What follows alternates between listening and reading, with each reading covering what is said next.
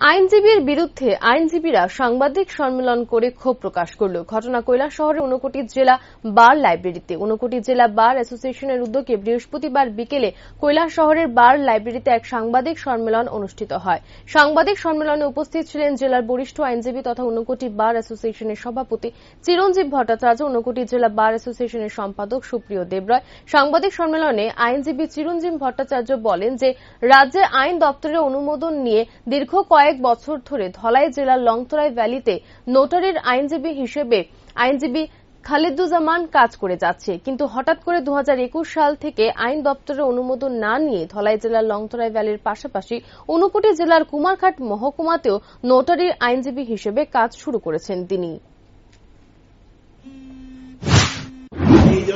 আপনারা কুমারঘাট গেলে আপনারা দেখবেন কুমারঘাটে আছে এই যে নোটারি পাবলিক আছে উনি এসব পড়াচ্ছেন। কারণ কি, আমরা দেখেছি কুমারঘাটে কিছু দোকানের সামনে এইভাবে লেখা আছে এখানে এফিডেভিট করা হয়, যেমন এখানে লস্যি বিক্রি হয়, এখানে চিংড়া বিক্রি হয়। এটা তো হতে পারে না, কি করে হবে, কারা করবে? তিনি সম্পূর্ণ অবৈধভাবে এইসব কাজগুলো করছেন।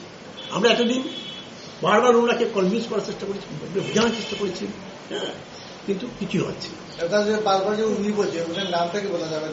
এখন বলছি, এরপরে আমরা এটা নিয়ে যখন আমরা তদন্ত করতে যাই আমরা দেখলাম যে ভয়ঙ্কর অবস্থা। উনি কি করছেন আপনার জানাতে আমাদের কোনো আপত্তি নেই। উনি ব্ল্যাঙ্ক এফিডেভিট দোকানে দোকানে রেখে দিয়েছেন। উনি আসেন না, উনার সই আছে, দেখুন আপনি আপনার জন্য দেখাচ্ছি, আমরা ওনার সই আছে, দেখেছেন, এই দেখুন ওনার সই সব আছে। কিন্তু হ্যাঁ, ওনার নাম হচ্ছে খালিদুজ্জামান, ওনার নোটারি নাম্বার হচ্ছে 30/2017। খালিদুজ্জামান কি উনি কি ঊনকোটি বার অ্যাসোসিয়েশনের সদস্য? না। এই বিষয়টা নিয়ে বা মানে যাকে নিয়ে আপনারা প্রশ্নটা তুললেন, এই ব্যাপারটা নিয়ে আপনারা আইন দপ্তরকে জানিয়েছেন? আমরা আগে জানিয়েছি, একবার যখন উনি বাইরে থেকে আসছিলেন তখন তো ওনাকে আবার আমরা এখন আইন দপ্তরকে আবার জানাবেন। হাইকোর্টে